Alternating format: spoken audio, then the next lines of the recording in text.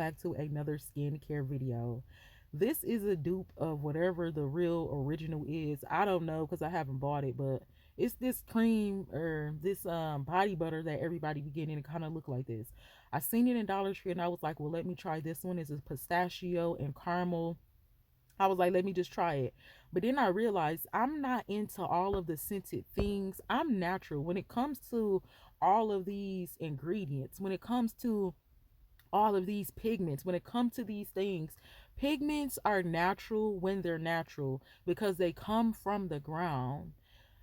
They go in mines and caves and get pigments, and I learned that being the lip gloss professional. But it becomes toxic when we have to put all of these other ingredients in there: red C40, green 19, blue 3, and lake 9, and all of the things to make one simple color. I can understand that if you have a product, you want to preserve that product. Maybe sometimes they use sodium.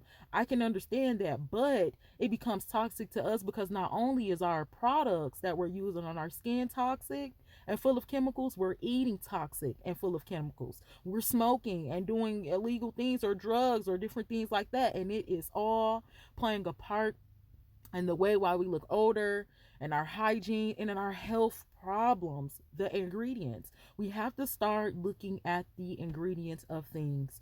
The ingredients are there. The suggestion table for how much you should eat and how much you should use is there for a reason, because they are telling us the present amount of what we should use to still be safe. But we have to think about that. Just like toothpaste, you've been using it in small amounts, but it's over an extended a period of time. There's a lot of cancer coming out now and a lot of younger people.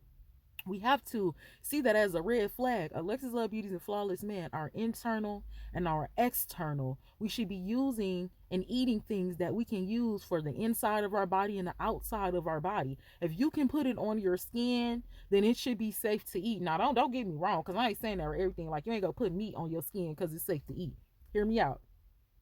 You should be, the products that you use, they should be safe enough for you to put them on your skin if you need to. Like extra virgin olive oil, you can eat that, you can cook with that, you can put that on your skin, so you would call that a healthy food.